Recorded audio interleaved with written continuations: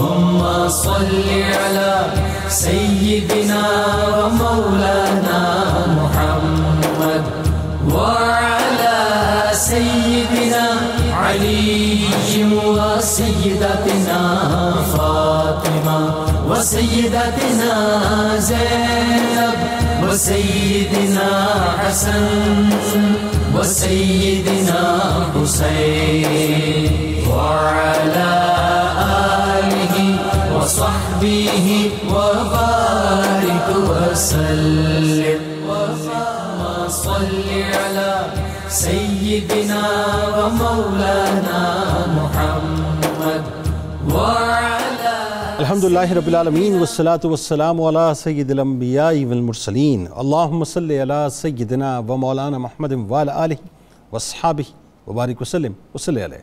دنیا کے تمام دیکھنے والوں کو، تمام چاہنے والوں کو، تمام پیار کرنے والوں کو، اور جہاں جہاں تک اس وقت میری آواز کو سنا اور مجھے دیکھا جا رہا ہے، جنید اقبال کی جانب سے انتہائی محبت کے ساتھ السلام علیکم. ایک بار پھر ناظرین، آپ کو پر نور صبح میں صبح نور کے ساتھ میں دل کی گہرائیوں سے خوش آمدید کہتا ہوں. اور آئیے چلتے ہیں بلا توقف حضرت ابو انیس محمد برکت علی علیہ الرحمہ کی تالیف اسماء النبی کریم صلی اللہ علیہ وآلہ وسلم سے رسول اللہ صلی اللہ علیہ وآلہ وسلم کا ایک اسم مبارک پڑھنے اور سننے کی سعادت حاصل کرتے ہیں. سیدنا الشاکر صلی اللہ علیہ وآلہ وسلم، ہمارے سردار، اللہ کا شکر ادا کرنے والے، درود و سلام بھیجے اللہ آپ صلی اللہ علیہ وآلہ وسلم پر، آپ صلی اللہ علیہ وآلہ وسلم کے آل پاک پر اور صحابہ کرام رضوان اللہ تعالیٰ علیہم اجمعین پر. حضرت عبداللہ ابن مسعود رضی اللہ تعالیٰ عنہ روایت کرتے ہیں کہ حضور نبی کریم صلی اللہ علیہ وآلہ وسلم نے ارشاد فرمایا کہ انسانوں میں اللہ تعالیٰ کا سب سے شکر گزار بندہ وہ ہے جوگوں کا زیادہ شکر ادا کرنے والا ہو. ناظرین کرام، آج ایک ایسی ہی پاک اور مطہر ہستی کی بارگاہ میں انشاءاللہ ہم ہدیہ تہنیت پیش کرنے جائیں گے، جو شکر کی، تقوی کی، زہد کی انتہائی منزل پر تشریف فرما تھے، کہ جن کی مثالوں میں بہت کم ملتی ہے. ناظرین، وہ ہستیاں کہ جن پر اللہ تعالیٰ نے خاص فضل و کرم کیا اور سرکار علیہ السلام کی نگاہ عنایت ان کو نصیب ہو، انہی ہستیوں میں ایک ہستی ہیں حضرت سالم بن عبداللہ بن عمر رضی اللہ تعالیٰ عنہم. انشاءاللہ آج ہم ان کی بارگاہ میں چلتے ہیں اور ہدیہ تہنیت پیش کرتے ہیں. صحابہ کرام رضوان اللہ تعالیٰ علیہم اجمعین کی ناظرین، صحبت با کمال سے فیضیاب ہونے والی عظیم ہستیوں کو آپ جانتے ہیں کہ تابعین کے نام سے یاد کیا جاتا ہے. تابعین کا مقام و مرتبہ بہت ہی اعلیٰ، انتہائی عرفہ ہے. ان عظیم ہستیوں نے نہ صرف اسلام کی نشر و اشاعت میں اہم کردار ادا کیا بلکہ اس میں مزید وسعت بھی کی. ان عظیم الشان ہستیوں کی ناظرین رشد و ہدایت اور اصلاح و فلاح کی گواہی قرآن و حدیث نے بھی دی ہے. تاریخ اسلام کے اوراق بے شمار تابعین کرام کی روشن زندگیوں سے بھرے پڑے ہیں. انہی عظیم تابعین میں سے ناظرین ایک بہت ہی عظیم عالم باعمل، صاحب تقوی، عظیم محدث، فقیہ مدینہ، جلیل القدر صحابی رسول حضرت عبداللہ بن عمر رضی اللہ تعالیٰ عنہما کے نور نظر اور خلیفہ ثانی حضرت عمر بن خطاب رضی اللہ تعالیٰ عنہ کے پوتے حضرت سالم بن عبداللہ بن عمر رضی اللہ تعالیٰ عنہم بھی ہیں، جو عمر فاروق رضی اللہ تعالیٰ عنہ کا نقش ثانی تھے، بلکہ یوں کہیں کہ فاروقی رنگ میں مکمل طور کے اندر رچے بسے ہوئے تھے، جن کے لیے ابن سعد رحمۃ اللہ علیہ فرماتے ہیں کہ حضرت سالم رضی اللہ تعالیٰ عنہ تابعین کے سردار تھے. حضرت سالم بن عبداللہ رضی اللہ تعالیٰ عنہما مدینہ منورہ کی معطر فضاؤں میں عہد عثمانی میں اس دنیا میں تشریف لاتے ہیں، اور ان کا شمار ناظرین مدینہ کے ان تابعین میں تھا جو اقلیم و عمل یعنی دونوں کے فرما روا تھے. اللہ تبارک و تعالیٰ نے آپ کو بے حد مقام عطا کیا. حضرت سالم بن عبداللہ رضی اللہ تعالیٰ عنہما ایک نہایت خوبرو، قوی اور اپنے والد گرامی حضرت عبداللہ بن عمر رضی اللہ تعالیٰ عنہما کے ساتھ ساتھ اپنے دادا حضرت عمر بن خطاب رضی اللہ تعالیٰ عنہ کے بھی مشابہ تھے. یعنی یوں کہیے ناظرین، جس وقت وہ مدینہ کی گلیوں میں چلا پھرا کرتے تھے تو لوگ یہ کہتے تھے، میں اپنی زبان میں ادا کر رہا ہوں، مطلب وہ عکس عمر بن خطاب رضی اللہ تعالیٰ عنہ رکھتے تھے، یعنی ریپلیکا تھے وہ اپنے دادا کا، یوں کہہ لیجئے. ایک طرف فاروقی جلال آپ کا روب اور دبدبہ آپ کی دادا کی طرح تھا، تو دوسری طرف آپ کا وجود سادگی اور عاجزی اور انکساری کا مکمل طور پہ پیکر تھا. انتہائی ڈاؤن ٹو ارتھ رہا کرتے تھے. عاجزی اور انکساری میں اپنے آپ اپنے والد بزرگوار حضرت عبداللہ بن عمر رضی اللہ تعالیٰ عنہما کے مشابہ تھے، انتہائی سادہ خوراک کھایا کرتے تھے، سادہ اور کھردرے کپڑے پہنا کرتے تھے، مدینہ منورہ کے بہت بڑے مفتی بن گئے اور آپ کا شمار 7 عظیم فقہائے مدینہ میں ہونے لگا۔ حضرت سالم رضی اللہ تعالیٰ عنہ کا خاص اور امتیازی فن فقہ تھا، اس میں وہ امامت کا درجہ رکھتے تھے۔ آپ بہت بڑے عالم، اہل ثقہ اور کثیر احادیث روایت کرنے والوں میں سے ایک تھے۔ اسی طرح آپ سے بہت سے علماء و محدثین نے بھی احادیث روایات کی۔ دنیا کو اور دنیاوی حکمرانوں کو ناظرین وہ اپنی ٹھوکروں پر، اپنے قدموں کی ٹھوکروں پر رکھتے تھے، بلکہ اصل حکمران یعنی اصل مالک و مختار سے رابطہ رکھا کرتے تھے۔ سلیمان بن عبد الملک کی دی گئی لالچوں کو اس حد تک ٹھکرا دیا کہ وہ کہنے پر مجبور ہو گیا کہ آل عمر کا زہد و تقوی نہ صرف قابل ذکر ہے بلکہ قابل تقلید بھی ہے، اور حجاج بن یوسف جیسے ظالم کا روب و دبدبہ آپ نے اسی کو لوٹا دیا۔ حضرت سالم بن عبداللہ رضی اللہ تعالیٰ عنہ علم کے ساتھ عمل کے بھی انتہائی اعلیٰ درجے پہ فائز تھے۔ امام مالک علیہ رحمہ جیسی، آخری جملے ادا کر رہا ہوں ناظرین، آپ جیسی ہستی فرماتی ہیں کہ سالم رضی اللہ تعالیٰ عنہ کے زمانے میں ان سے زیادہ زہد و ورع میں سلف و صالحین سے مشابہ کوئی نہیں تھا۔ یعنی اس سے بڑا ناظرین مقام آپ سوچیے اور کیا ہوگا۔ آئیے آغاز کرتے ہیں ان کی بارگاہ میں ہدیہ تہنیت پیش کرتے ہیں۔ 3 شخصیات ہمارے ساتھ موجود۔ پہلی شخصیت آج ایک بار پھر ہم ظاہر ہے ماشاءاللہ سیدوں کے درمیان موجود، پہلی شخصیت ممتاز عالم دین محترم جناب ڈاکٹر دیوان سید فرحت حسین بخاری صاحب، دوسری شخصیت ممتاز عالم دین محترم جناب علامہ بدر الزماں قادری صاحب، اور تیسری شخصیت ممتاز عالم دین جناب سید عتیق الرحمن بخاری صاحب۔ آپ تینوں احباب کو السلام علیکم اور خوش آمدید۔ آغاز کرتے ہیں ڈاکٹر صاحب آپ سے، کیا کمال شخصیت صاحب کہ مدینے میں چلتے پھرتے نظر آئیں تو لوگ کہیں کہ سیدنا عمر بن خطاب رضی اللہ تعالیٰ عنہ کا ریپلیکا ہے۔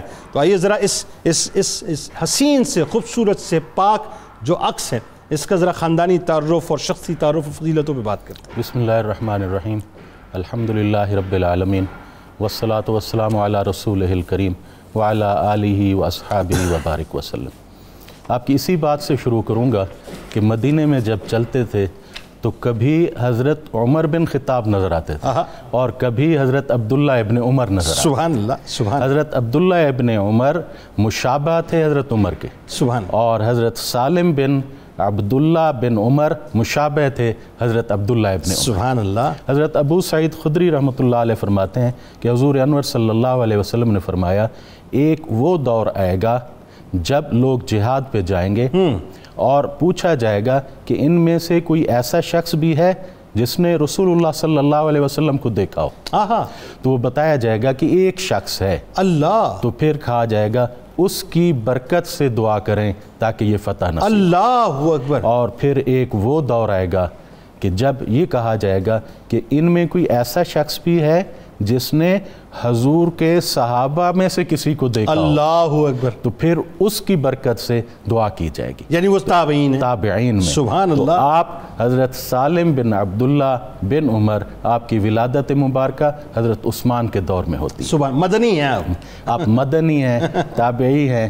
اور حضرت عبداللہ ابن عمر نے حضرت سعید بن مسیب رضی اللہ عنہ سے پوچھا کہ آپ کو معلوم ہے میں نے اس کا نام سالم کیوں رکھا ہے؟ ہاں، تو انہوں نے کہا کہ آپ بتائیں۔ انہوں نے کہا میں نے اس لیے رکھا ہے کہ حضرت ابو حذیفہ کے جو غلام تھے سالم، ان کے نام پر رکھا ہے۔ ہاں، سبحان لوگ اللہ۔ آقاؤں کے نام پہ رکھتے ہیں، آپ کو حضور سے اتنی محبت تھی کہ حضور سے محبت کرنے والوں کے غلام جو تھے، جو بھی در حقیقت حضور کے عشق میں سرشار تھے، ان کے نام مبارک پر اپنے بیٹے کا ڈاکٹر صاحب یعنی وہ نسبتوں کے ماننے والے تھے، وہی دیکھتے ہیں کہ نسبت مصطفیٰ صلی اللہ علیہ وسلم کہاں پر ہے، بس اسی کو جو ہے تھام لو۔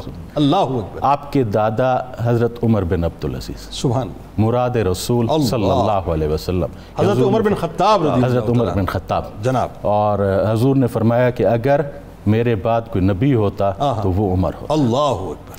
اور آپ کے والد حضرت عبداللہ ابن عمر، سبحان، عشق نبوی صلی اللہ علیہ وسلم میں ایسے سرشار کہ جب آپ حج پہ جاتے، کسی سفر پہ جاتے، تو یہ پوچھتے رہتے تھے کہ حضور نے کس طرح سفر کیا تھا، حضور نے کہاں نماز پڑھی تھی، حضور نے کہاں پہ کیا چیز نوش فرمائی تھی، تو اسی کے حساب سے کرتے. یعنی سرکار علیہ السلام کی اداؤں کو ادا کرتے رہتے تھے اور موقع تلاش کرتے تھے، جہاں سے گزر ہوتا تھا وہیں سے گزرا کرتے تھے. سبحان اللہ. تو آپ ایک دفعہ ایک درخت کے نیچے سے گزرے اور سر جھکا لیا.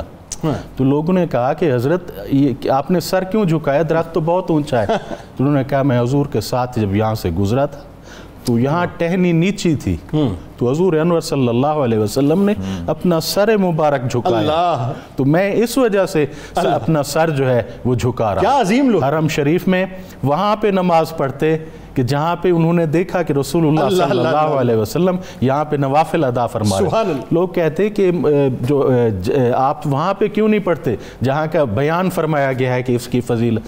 کہا میرے لیے تو وہ فضیلت ہے جہاں پر میرے محبوب نے سجدہ مبارک کیا. پھر اولاد بھی تو سالم ہوگی نا. اور اولاد بھی سالم، پھر اولاد بھی تو سالم ہوگی نا. اور حضرت عبداللہ ابن عمر ایک دفعہ ان کا پاؤں سن ہو گیا، تو حضرت عبد الرحمن نے کہا کہ آپ ان کو یاد کریں جن سے آپ کو سب سے زیادہ محبت. تو آپ نے فوراً کہا یا محمد یا محمد.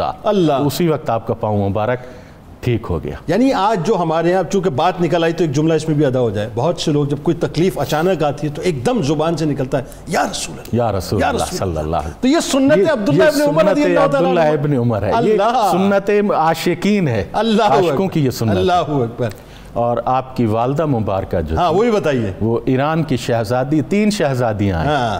ایک کو حضرت امام حسین علیہ السلام، حضرت شہر بانو سلام اللہ علیہ، شہر بانو سلام اللہ علیہ کہ حضرت زین العابدین ان کے صاحبزادے تھے. ایک حضرت محمد بن ابی بکر کہ حضرت قاسم بن محمد بن ابی بکر کی والدہ، اور ایک آپ کی والدہ تھیں. گویا حضرت قاسم بن محمد بن ابی بکر، حضرت امام زین العابدین اور حضرت سالم بن عبداللہ یہ آپس میں خالہ زاد. سبحان اللہ. اس کا مطلب حضرت امام علی مقام امام حسین علیہ السلام آپ کے خالو ہوئے، حضرت سالم رضی اللہ تعالیٰ عنہ. سبحان اللہ. یہاں پر آپ نے جو انٹرو میں کہا نا کہ رگ فاروقی جو ہے، وہ ایک واقعہ میں عرض کرنا چاہوں گا. بتائیے کہ حجاج جس کے سامنے کوئی بات نہیں کر سکتا، حجاج نے بلایا اور کہا کہ یہ لو تلوار ہے، جا کے اس شخص کو قتل کر دو. تو آپ نے وہ تلوار پکڑی، اس کے پاس گئے، اس کو کہا کہ تم مسلمان ہو؟ اس نے کہا میں مسلمان ہوں، کلمہ پڑھتا ہوں. کہا تم نے فجر کی نماز پڑھی ہے؟ اس نے کہا بالکل فجر کی نماز پڑھی ہے. تو آپ نے تلوار پھینکی اور حجاج کے پاس ہے. آپ نے کہا کہ وہ تو کلمہ پڑھتا ہے اور اس نے آج صبح کی نماز بھی پڑھی ہے، اور اللہ تعالیٰ حضور نے فرمایا تھا کہ جو صبح کی نماز، فجر کی نماز پڑھ لے وہ اللہ کے ذمہ، اللہ کی حفاظت میں. تو یہ تو اللہ کی حفاظت میں، میں اس کو کیسے قتل کروں؟ تو اس نے کہا میں نماز فجر کی وجہ سے نہیں کہہ رہا، میں تو اس لیے کہہ رہا ہوں کہ یہ قاتل عثمان میں شامل ہے، معاونین میں کہیں جا کے. تو آپ نے فرمایا کہ وہ ہے تو حضرت عثمان کے بہت سے وارث ہیں جن کو قاتلین عثمان سے بدلہ لینا ہے، تو ان کو کہہ دو. یہ تھی وہ رگ فاروقی کہ آپ صرف بے جدن لا بے جدن کل مجدن، کہ صرف اس پر نہیں تھے کہ جد پر آپ فخر کرتے ہو کہ میرے والد عبداللہ ابن عمر ہیں، میرے دادا، بلکہ آپ کی تربیت بھی اسی طریقے سے ہوئی کہ آپ نے صرف نسب پہ نہیں بلکہ عمل پہ جو ہے آپ نے. اور اس میں تو کوئی دوسری رائے نہیں ہے کہ آپ جب حضرت سالم بن عبداللہ رضی اللہ تعالیٰ عنہ کو پڑھتے ہیں تو آپ کو لگتا ہے کہ آپ نے کوئی روب، کوئی دبدبہ، کوئی دہشت برداشت ہی نہیں کی. اس پہ جا کے آگے ہم بات کرتے ہیں انشاءاللہ. لیکن ایک بات جو بڑی اہم ہے کہ رسول اللہ صلی اللہ علیہ وآلہ وسلم کی سنتوں پر انتہائی درجے کے کاربند، انتہائی درجے کے، اور احتیاط بھی بہت کرتے تھے. بلکہ میں ایک جگہ پڑھ رہا تھا کہ آپ انتہا درجے کے مفسر تھے لیکن تفسیر نہیں فرماتے تھے احتیاط کی وجہ سے. بتائیے. جی بسم اللہ الرحمن الرحیم. بات آپ نے اتباع مصطفیٰ کریم علیہ السلام کی اور اتباع سنت کی بات کی، تو میں امام ترمذی کی روایت یہاں لوں گا. رسالت امام علیہ السلام نے ارشاد فرمایا من احب سنتی، جس نے میری سنت سے محبت کی فقط احبنی، اس نے مجھ سے محبت کی. ومن احبنی، اور جس نے مجھ سے محبت کی کان معی فی الجنہ، وہ جنت میں میرے ساتھ ہوگا. اللہ. آپ یہ دیکھیے کہ اتباع سنت کا مقام اور مرتبہ کیا ہے. سفیان ثوری سے پوچھا گیا کہ یہ اتباع محبت ہے کیا؟ فرماتا ہے المحبت اتباع الرسول، محبت جو ہے اپنے نبی کی اتباع کرنا ہے. امام قسطلانی فرماتے ہیں کہ محبت کا حق کیسے ادا ہو؟ آپ فرماتے ہیں آپ کی سنت سے محبت کی جائے؟ فرمایا سنت سے کیسے محبت کی جائے؟ فرمایا قراءۃ الحدیث، حدیث کی قراءت کی جائے. کہا حدیث کی قراءت کیسے کی جائے؟ اتباع مصطفیٰ کریم علیہ السلام کی جائے. تو گویا تان جا کے ٹوٹتی ہے اتباع مصطفیٰ کریم علیہ السلام پر. اور جینیٹیکلی یوں کہیے وہاں ٹوٹتی نہیں ہے، وہاں بنتی ہے، بنتی ہے، وہاں بناتی ہے، وہاں بنتی ہے، وہاں یہ سلسلہ جو ہے جڑ جاتا ہے جا کے. تو یہ منتہا مقصود یہ ہے، اور ایک مومن کی متاع حیات یہ ہے، اور منتہا مقصود بھی یہی ہے.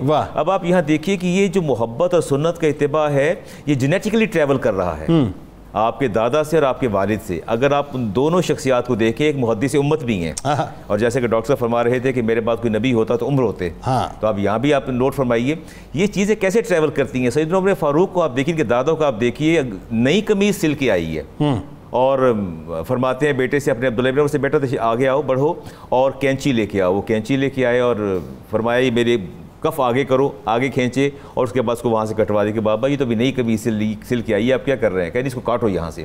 وہ سرفیس انیون ہو گئی تو دھاگے باہر نکل آئے، تو کہا یہ کاٹو، کہیں اس کو ہاتھ نہ لگانا. میں نے اپنے نبی کو ایک مرتبہ ایسا ہی کرتا پہنے دیکھا، اور حدیث پاک میں آتا ہے کہ وہ کرتا بوسیدہ ہو گیا، اس کے دھاگے آپ کے قدموں میں گرتے تھے، آپ نے اس کرتے کو نہیں اتارا. اتباع مصطفیٰ کا دادا کا یہ عالم تھا.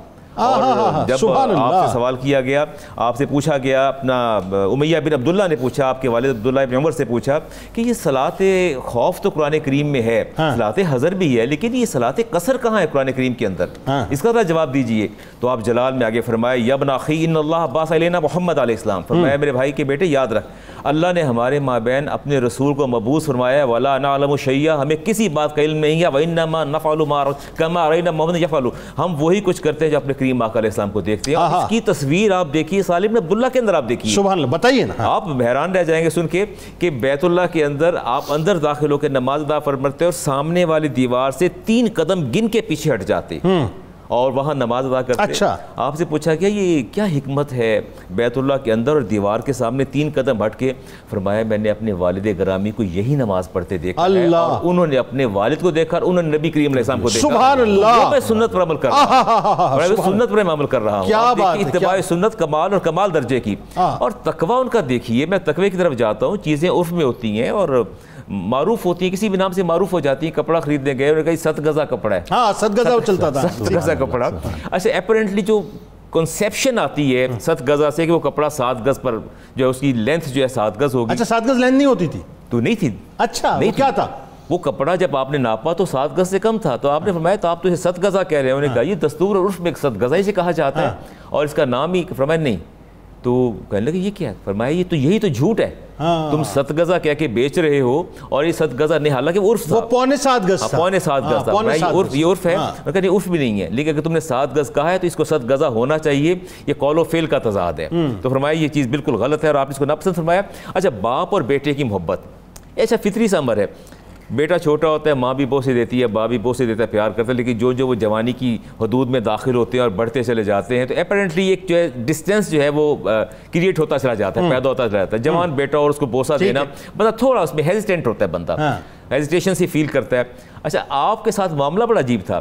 عبداللہ ابن عمر کی تمام اولاد میں سے سالم بن عبداللہ جو ہے سب سے زیادہ محاسن کے مالک، کمالات کے مالک، اور آپ سے بہت محبت کرتے تھے اور آپ ان کو بوسے دیتے تھے. اور باقی جو دیگر تابعین تھے اور جو تبع تابعین تھے اس کو دیکھتے اور دیکھنے کے بعد بڑے تعجب کا اظہار کرتے کہ وہ بھی سن رسیدہ کو پہنچ چکے ہیں، آپ کی عمر بھی اتنی اور آپ ان کو بڑھ بڑھ کے بوسے دیتے ہیں. اچھا کمال یہ کہ بڑے قوی تھے، قوی تھے اور جسم بڑا طاقتور تھا. بالکل بالکل عظیم الجثہ تھے، بڑے طاقتور تھے. اچھا ایک وجہ یہ بھی ہے کہ عبداللہ ابن عمر رضی اللہ تعالیٰ عنہما کے بوسے دینے کی وجہ یہ تھی کہ ان کو اپنے والدین میں نظر آتے تھے، بالکل نظر آتے تھے، وہ عکس نظر آتا تھا. اس عکس کی بنا پر وہ بوسہ دیتے اور محبت بھی بڑی تھی آپ کے محاسن و کمالات کی وجہ سے، آپ کے علم کی وجہ سے، آپ کی فقاہت کی وجہ سے، ثقافت کی وجہ سے بہت محبت کرتے تھے. اچھا بات تھوڑا آگے بڑھاتے ہیں اس میں. سعید صاحب ذرا آپ کے پاس آتے ہیں. آپ کا جو علمی مقام ہے خاص طور پہ میں چاہتا ہوں اس پہ تھوڑا سا کلام کیجئے کہ آپ کے علم نے آپ کو اس بات کا بھی پابند کیا کہ آپ نے کبھی بھی جو آپ کو دنیا پیش کی جاتی تھی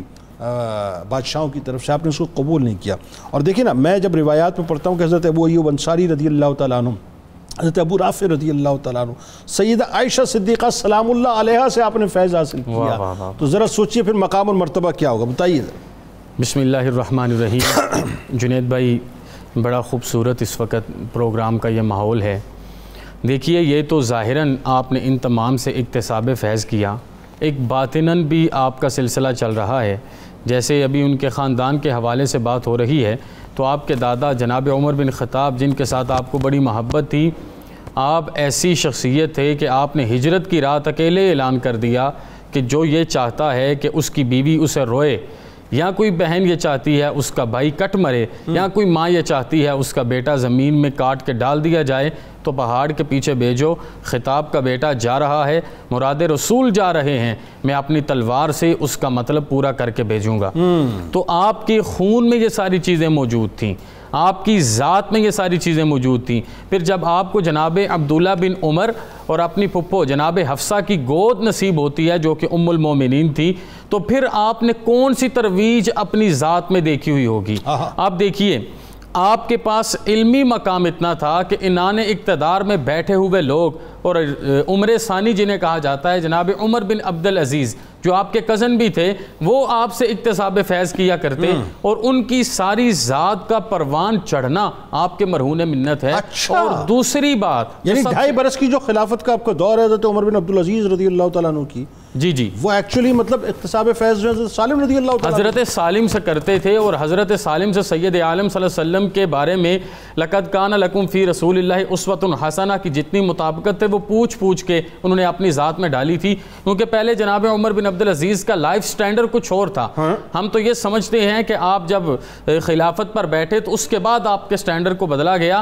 حضرت سالم نے آپ کا اندر بدل دیا تھا، بتا کے، دکھا کے، سنا کے، چلا کے ایسا بدل دیا تھا. مجھے یاد آ گئی آپ کی بات سے وہ بات کہ ایک مرتبہ جب آپ ظاہر ہے آپ کا جاہو اشمت یعنی ایک لباس ایک دن میں پہن لیا تو تبدیل کیا تو پھر ختم. 800 درہم کی جو ہے وہ چادر منگوائی تو آپ نے اس پہ تنقید کی کہ مزہ نہیں آیا.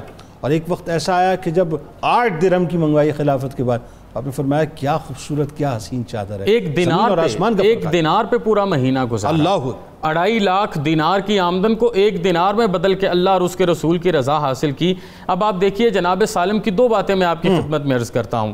ایک دن آپ بیت اللہ شریف میں طواف کرنے میں مصروف ہیں، اور اتنا مقام اور اتنا بڑا خاندان، آپ خلیفہ ثانی اور اپنے دادا کی اسی نقش قدم پہ تھے کہ آپ خلافت پر موجود ہوتے، اور کیسر روم آپ کے نام سے لرز رہا ہوتا، لیکن آپ مسجد نبوی کی ننگی زمین پہ اینٹ رکھ کے سکون کی نیند سو جایا کرتے تھے، اور لوگ یہی کہا کرتے تھے کہ عمر نے انصاف کیا، اللہ نے اس کو سکون عطا فرما دیا. تو آپ بالکل سادہ سے لباس میں طواف کر رہے ہیں.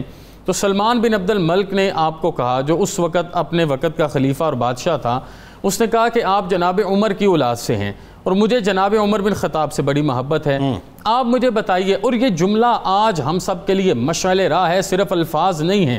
ذرا توجہ سے سنیے کہ آپ نے کہا، اس نے کہا کہ آپ مجھے بتائیے میں آپ کے لیے کیا کر سکتا ہوں.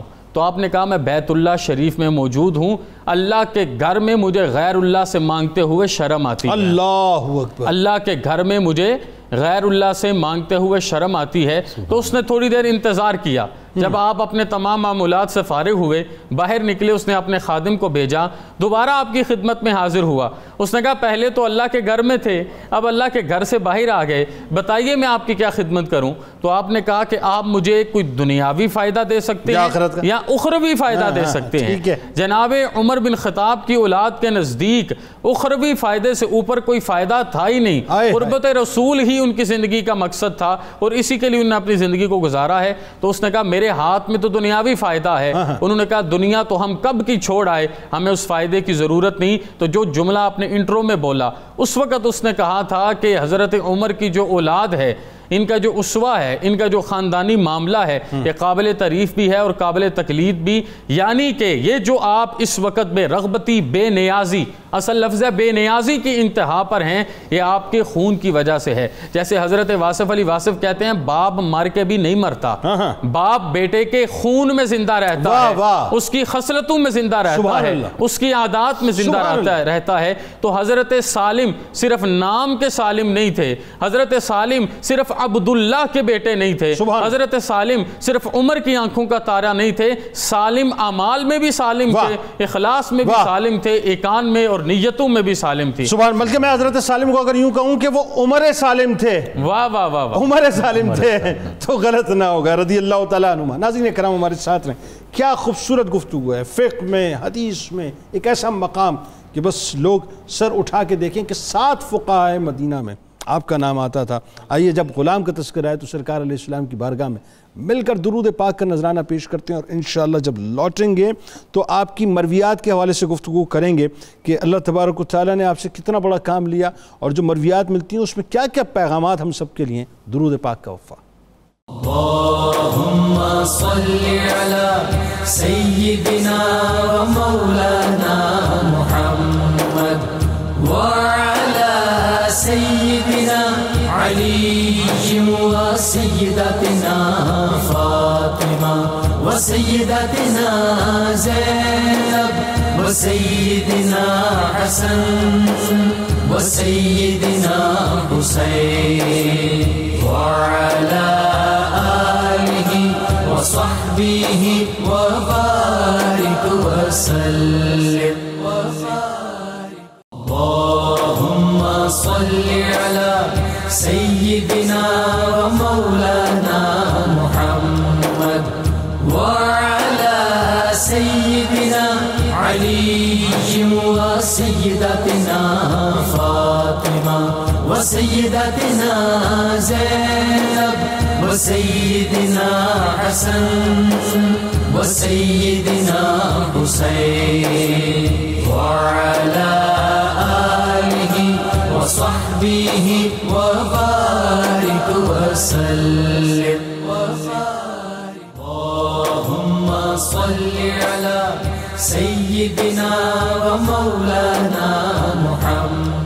ایک بار پھر ناظرین میں آپ کو خوش آمدید کہتا ہوں۔ حضرت سالم بن عبداللہ بن عمر رضی اللہ تعالی عنہم کی بارگاہ میں ہم ہدیہ تہنیت پیش کر رہے ہیں۔ انتہائی ممتاز بارگاہ ناظرین، اور جیسا کہ میں نے ابتدا میں ایک بات عرض کی کہ فاروقی رنگ آپ کے اندر نظر آتا تھا، فاروقی جلال آپ کے اندر نظر آتا تھا، فاروقی شجاعت آپ کے اندر نظر آتی تھی، فاروقی بہادری آپ کے اندر نظر آتی تھی، فاروقی رنگ کا وہ آہنگ ناظرین کہ جس کے اندر حق کہتے ہوئے آپ رکتے نہیں تھے، وہ رنگ آپ کے اندر نظر آتا تھا کہ بڑے بڑے بادشاہ آئے لیکن آپ نے خاطر خواہ کبھی اہمیت نہیں دی۔ حجاج بن یوسف جیسا ظالم آپ کو تھریٹ کرتا رہا لیکن کبھی آپ نے اس تھریٹ کی پرواہ نہیں کی۔ آئیے بات کو وہیں سے آگے بڑھاتے ہیں۔ ڈاکٹر صاحب ذرا آپ کی مرویات پہ بات کرتے ہیں، بتائیے۔ بسم اللہ الرحمن الرحیم۔ آپ عظیم محدث تھے، اور آپ کی مرویات میں جیسا کہ آپ نے ابھی کویسچن میں فرمایا کہ جو پیغام ہے، تو وہ چند مرویات جو حقیقت میں آج کے لیے پیغام ہے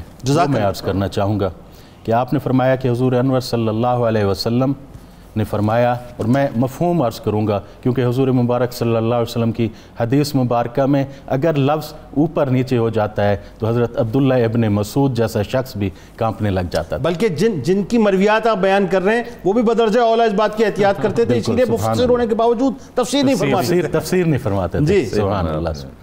تو آپ نے فرمایا کہ رسول اللہ صلی اللہ علیہ وسلم نے فرمایا کہ کسی مسلمان پر حسد کرنا جائز نہیں مگر صرف دو چیزوں میں۔ اچھا، وہ کیا؟ ایک جو کتاب اللہ کا عالم ہے، ٹھیک ہے، اور صرف عالم نہیں بلکہ عامل بھی ہے اس پر۔ اچھا، اور دوسرا ایسا مالدار شخص جس کے کو اللہ تبارک و تعالیٰ نے بہت کچھ دیا ہے اور وہ اللہ کی رضا میں خرچ کرتا رہے۔ سبحان اللہ، یعنی دیکھ کے انسپریشن حاصل کرو اس سے۔ واہ۔ اور پھر آپ نے فرمایا کہ حضور انور صلی اللہ علیہ وسلم نے فرمایا کہ مسلمان جو ہے وہ مسلمان بھائی پر ظلم نہیں کرتا، اور مسلمان اگر اپنے مسلمان بھائی کے کام میں مصروف ہو جائے تو جب تک وہ مصروف رہتا ہے اللہ تبارک و تعالیٰ اس کے کام میں مصروف ہو جاتا ہے۔ سبحان اللہ، یعنی مثال کے طور پہ آج اگر آپ سے کوئی شخص ایکسپیکٹ کرتا ہے، جاب کا مسئلہ ہے یا کسی کا فائنینشیل پرابلم ہے یا کسی کا کوئی ایسا مسئلہ ہے جو آپ کے ٹیلی فون کال پہ آپ کے کانٹیکٹس پہ حل ہو سکتا ہے یا فزیکلی آپ جائیں تو ہو جائے گا، تو آپ اس کے کام میں مصروف ہو جائیں، اللہ آپ کے کام میں لگ جائے، اللہ تعالیٰ ہمارے کام میں مصروف ہو جائے گا۔ سبحان اللہ۔ اور جو کسی کی مصیبت دور کرنے میں مصروف ہو جائے تو اللہ تعالیٰ اس کی مصیبت کو دور فرما دیتا ہے۔ سبحان اللہ، سبحان اللہ۔ اور جو کسی کی پردہ پوشی کرتا ہے تو اللہ تبارک و تعالیٰ اس کی پردہ پوشی۔ کیا اچھی بات ہے، ذرا رکیے یہاں پر۔ آج جو ہم یہ سوشل میڈیا کے اوپر جتنا لوگوں کے پردے فاش کر رہے ہیں، لوگوں کے عیبوں کو جو ہے معاذ اللہ مطلب جو ہے ہم نکال کے باہر لے کے آ رہے ہیں، اور اب تو میمز کے نام پہ اور پتہ نہیں کیا کچھ ہم کر رہے ہوتے ہیں، اور پھر چسکے لاکھوں کروڑوں کی تعداد میں لوگ ویوز دے رہے ہوتے ہیں، شیئر کر رہے ہوتے ہیں. اس کا مطلب یہ کہ پردے اٹھانے والی بات ہے نا. تو اگر پردے رکھنا شروع کر دیں تو اللہ تعالیٰ ہمارے پردے رکھے. تعالیٰ بھی پردہ پوشی. سبحان اللہ سبحان. اور یہاں پر تو کسی کے پردہ پوشی کی ہے. پھر آپ فرماتے ہیں کہ حضور انور صلی اللہ علیہ وسلم نے فرمایا کہ جس کی پردہ پوشی رات کو اللہ تعالیٰ فرماتا ہے اور وہ گناہ میں مصروف ہوتا ہے، صبح کو اگر وہ لوگوں کے سامنے جا کے کہے کہ میں نے یہ گناہ کیا ہے، تو وہ چونکہ اپنا پردہ فاش کر رہا ہے تو اللہ تبارک و تعالیٰ بھی اس کا پردہ فاش فرما دیتا ہے. اللہ. اور ایسے لوگ برے لوگ ہیں کہ مجاہرین ان کو کہا گیا. اللہ. اور آپ نے فرمایا کہ ایک دفعہ حضور انور صلی اللہ علیہ وسلم کے پاس ایک شخص بیٹھے تھے، تو ایک شخص دوسرے گزرے تو انہوں نے دیکھ کے کہا کہ یا رسول اللہ صلی اللہ علیہ وسلم، مجھے اس سے محبت ہے اللہ تبارک و تعالیٰ کی وجہ سے. آپ نے فرمایا تمہیں اس کا نام معلوم ہے؟ انہوں نے کہا نہیں یا رسول اللہ مجھے نام معلوم نہیں. تو آپ نے فرمایا جاؤ اس سے اس کا نام پوچھو. سبحان. تو وہ کہتے ہیں کہ میں گیا اور ان سے جا کے نام پوچھا اور پھر ان کو بتایا کہ مجھے تم سے اللہ کے لیے محبت ہے. تو اس نے کہا کہ جس کی وجہ سے تمہیں مجھ سے محبت ہے وہ بھی تم سے محبت کرے، یعنی اللہ بھی تم سے محبت کرے. جب اس نے آ کر حضور انور صلی اللہ علیہ وسلم کو یہ بات بتائی تو حضور نے فرمایا جنت اس پہ واجب. اللہ. یعنی اس کا مطلب یہ ہے کہ آپس میں ہم اگر ایک دوسرے سے ذاتی فائدہ نہیں، اللہ اور اس کے رسول صلی اللہ علیہ وسلم کے لیے محبت کریں تو جنت ہم پر واجب ہے، اس میں دوسری رائے نہیں ہے. سبحان. اور ایک اور جو مرویات میں ہے کہ آپ نے فرمایا کہ حضور انور صلی اللہ علیہ وسلم جب معراج پہ تشریف لے گئے تو حضرت ابراہیم علیہ السلام نے آپ کو کہا کہ اپنی امت سے کہیں کہ وہ جنت میں درخت لگائے، کیونکہ جنت وسیع زمین ہے اور زرخیز زمین ہے. اللہ. اور وہ درخت کیسے لگتے ہیں کہ لا حول ولا قوت الا باللہ العلی العظیم، اس کا ورد کریں. سبحان اللہ. یعنی اس کا مطلب یہ کہ ہمیں آسان سا نسخہ حضرت سالم رضی اللہ تعالیٰ عنہ کی روایت جو اس نے دے دیا کہ ہم اگر مثال کے طور پہ لا حول ولا قوت الا باللہ العلی العظیم کا ورد کرتے رہیں تو جنت میں درختوں کی تعداد جتنی چاہیں خود لگاتے چلے جائیں، جتنی چاہیں لگاتے. سبحان اللہ سبحان اللہ سبحان اللہ. بات آگے بڑھاتے ہیں علامہ صاحب. اور اب یہ ذرا بتائیے کہ آپ کا ایک جو لائف سٹائل تھا وہ انتہائی سادہ تھا، بہت سادہ، کھردرے لباس پہننا، سادہ سے خوراک کھانا، یہ کیا ہے؟ یعنی دنیا کو آپ نے کوئی اہمیت نہیں دی، قطعاً اہمیت نہیں دی اور کبھی پلٹ کر دیکھا بھی نہیں ہے. رسالت امام علیہ السلام سے سوال کیا گیا رسول اللہ یہ اعمال میں افضل عمل کون سا؟ فرمایا سید الاعمال الجوع، اعمال میں سب سے افضل عمل کم کھانا یا بھوکا رہنا ہے. سیدہ کائنات فرماتی ہیں کہ آپ کی آخری ایام تھے تو میں نے آپ کے بدن اقدس پہ ہاتھ رکھا تو بالکل کمر کے ساتھ لگا ہوا تھا، تو میں نے کہا وسلم اتنا تو کھا لیا کریں، کم از کم اس کی جو ہے وہ وضع تو بہتر ہو جائے. تو آپ نے فرمایا کہ آپ نہیں چاہتی کہ میں اپنے بھائی اپنے انبیاء کے ساتھ جا کے ملوں؟ اور فرمایا جو اللہ کی رضا کے لیے ایک لقمہ کم کر دیتا ہے اللہ اس کا درجہ جنت کے اندر بلند فرما دیتا ہے. سبحان اللہ. اور فرمایا کہ کوشش کیا کرو کہ کم سے کم کھایا کرو اور تاکہ تمہارے درجات بلند ہو اور تم انبیاء کے صف میں جا کے کھڑے ہو جاؤ. یہ چیزیں ہمیں بڑی یعنی شدت کے ساتھ انٹینسٹی کے ساتھ نظر آتی ہیں سالم بن عبداللہ میں، آپ کے والد گرامی میں اور دادا کے اندر نظر آتی ہیں. عبداللہ ابن عمر کھانا کھا رہے تھے اور گوشت اور ساتھ زیتون، دو چیزیں تھی ساتھ. رسالت امام علیہ السلام کے پروردہ محدث امت عمر فاروق تشریف لائے، فرمایا کہ بیٹا یہ کیا کر رہے ہو؟ آئندہ ایسا نہ کرنا، ایک دن گوشت اور روٹی، ایک دن زیتون اور روٹی، ایک دن نمک اور روٹی، ایک دن دودھ اور روٹی اور ایک دن خالی سوکھی روٹی. تاکہ آپ یہ کیا کرو. اور آپ بالکل ایسا کرتے، انتہائی کم کھاتے اور آپ کا معمول یہ تھا کہ زیتون اور روٹی کھاتے. اور ابو میر نے آپ سے سوال کیا حج کے موقع پر، فرمایا کہ آپ کا جسم بڑا تر و تازہ اور بڑا شاداب ہے، اس کی کیا وجہ ہے؟ تو آپ نے فرمایا کہ میری جسم کی تازگی کی بنیادی ابو میر وجہ یہ ہے کہ میں صرف روٹی اور زیتون کھاتا ہوں اور کچھ نہیں کھاتا. اور فرماتے کھاتا بھی کب ہوں، روٹی اور زیتون ڈھانپ کے رکھ دیتا ہوں، اور جب مجھے شدت کی بھوک لگتی ہے اور میں اپنے آپ پر قابو نہیں رکھ پاتا تو اس کو ہٹا کے، غلاف کو ہٹا، کپڑے کو ہٹا کے پھر میں کھاتا ہوں، وگرنہ میں نہیں کھاتا. یہ آپ کے کھانے کا عالم تھا. اور ظاہر ہے بسیار خوری تو کسی طور پر بھی جو ہے قابل برداشت نہیں، اور یہ تو انسان کے صحت کے لیے بہت نقصان دہ ہے. لباس ہی بڑا سادہ سا 2 درہم کا لباس ہوتا تھا، صوف کا لباس پہنتے. اور مزے کی بات ہے آج مجھے کسی بیوروکریٹ سے ملنا پڑ جائے یا کسی سربراہ مملکت سے ملنا پڑ جائے، کسی عہدیدار منصبدار سے ملنا پڑ جائے، 10 دفعہ میں اپنے ملبوسات کو دیکھتا ہوں کہ آیا اس قابل ہے یا نہیں. لیکن آپ کا یہ معمول یہ تھا، آپ کا معمول یہ تھا کہ آپ 2 درہم کا لباس پہنا ہے اور 2 درہم کا لباس پہن کے آپ خلیفہ کے دربار میں، اور خلیفہ آپ کو اپنے ساتھ بٹھاتے تھے، اپنے سے دور نہیں کرتے تھے۔ آپ کی میں نے بہت سی مرویات دیکھی، یہاں 2 مرویات کا میں بالکل اختصار سے چند منٹ کے اندر ذکر کروں گا۔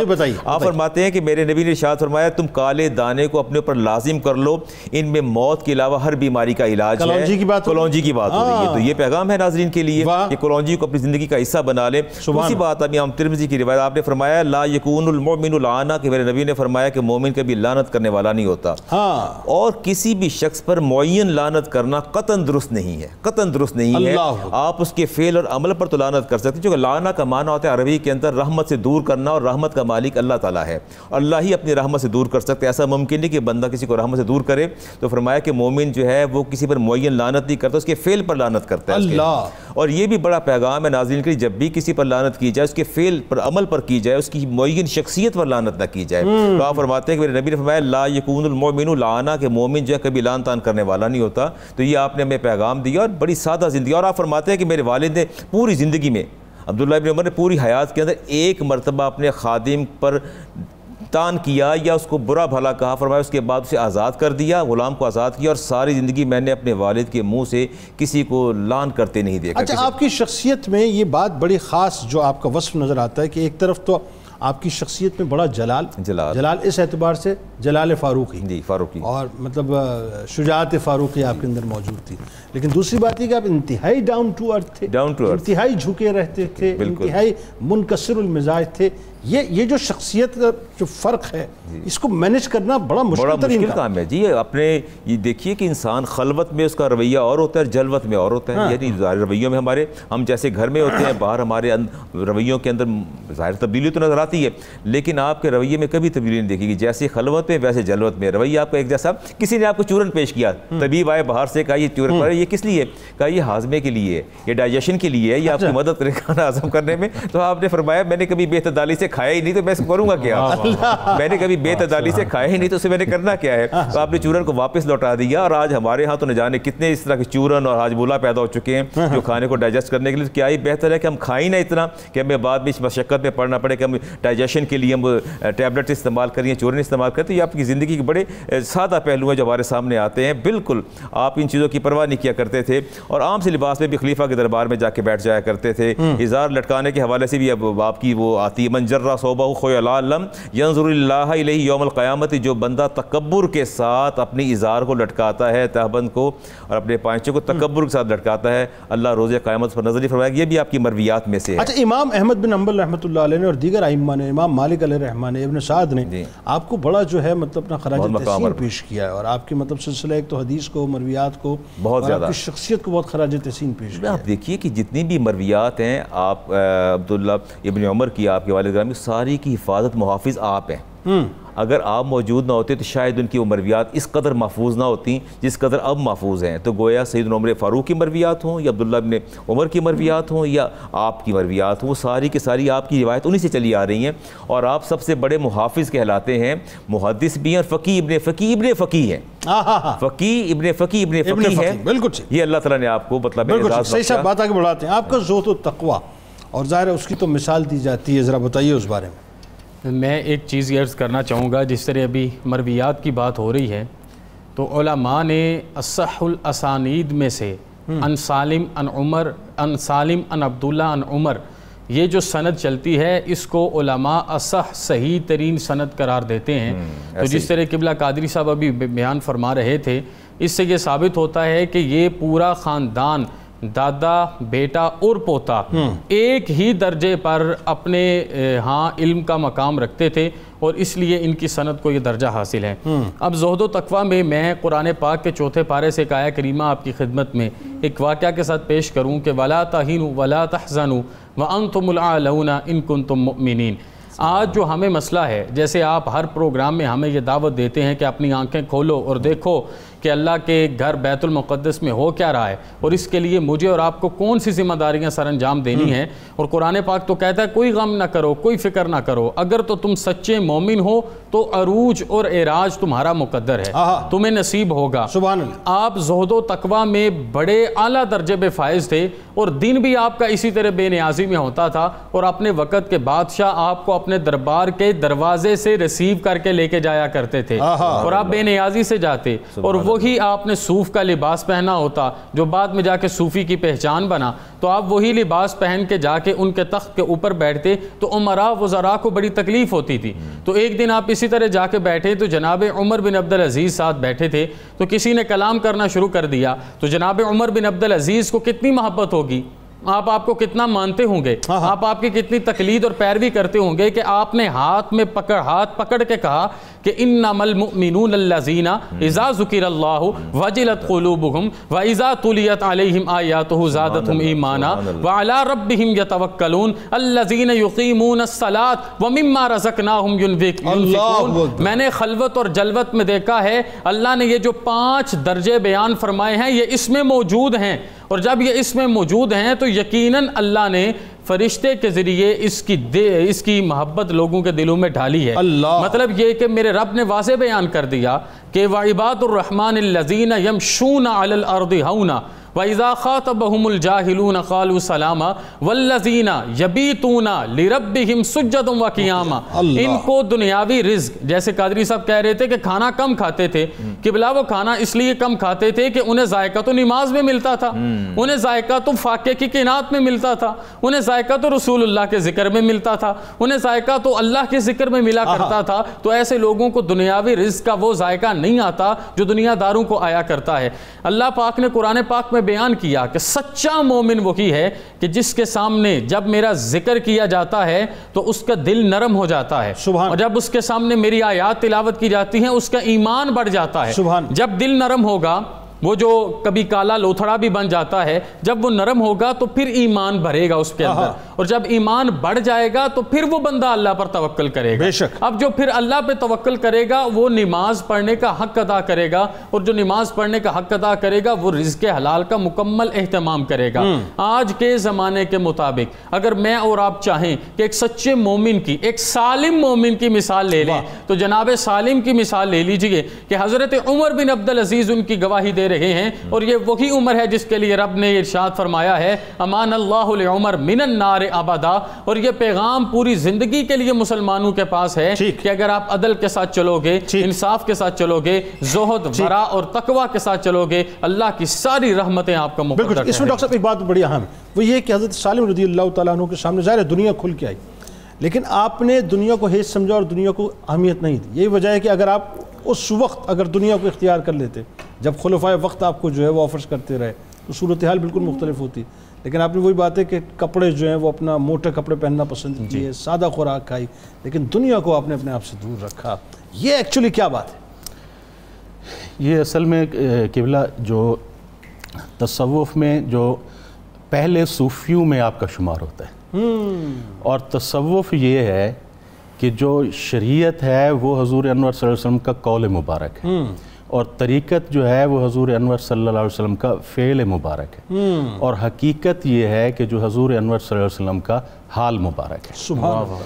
تو یہ ایک آپ سمبل تھے شریعت, طریقت اور حقیقت کے. سبحان اللہ. جس طرح حضور سے آپ نے سنا جو آپ تک پہنچی اسی طرح آپ کرتے تھے, اور جس طرح حضور کا فعل مبارک آپ کو معلوم ہوتا آپ اسی طرح کرتے, جو آپ حضور کا دل کا حال مبارک ہوتا اسی طرح آپ کی کیفیت تھی. تو شریعت, طریقت, حقیقت کے یہ جامع تھے. اس کی میں ایک ایگزامپل مختصر میں عرض کرنا چاہوں کہ حضور انور صلی اللہ علیہ وسلم نے فرمایا کہ 200 روپے اگر تمہارے پاس ہیں تو ان میں سے 5 روپے ہیں وہ زکوٰۃ دے دو.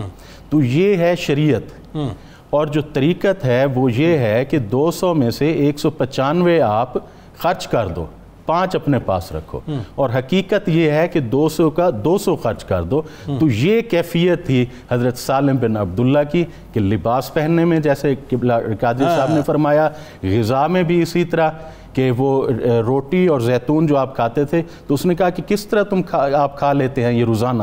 تو نے کہا میں روزانہ کہاں کھاتا ہوں، میں تو رکھ لیتا ہوں، جب دل کرتا ہے تو اس وقت میں کھا لیتا ہوں، جب شدید بھوک ہو اس وقت۔ علامہ صاحب یہ جو پیغام ہے اصل میں دنیا میں آج ہم مسلمان جب اتنا تذکرہ کرتے ہیں اسی پاک نفوس قدسیہ کا، ہمارے عمل کے اندر یہ تمام باتیں کیوں شامل نہیں ہو رہی؟ اصل میں بات یہ کہ ہم نے صوفیہ کی تعلیمات ہی کو چھوڑ دیا ہے، ہمارے نصاب کے اندر یہ چیزیں موجود ہی نہیں ہیں۔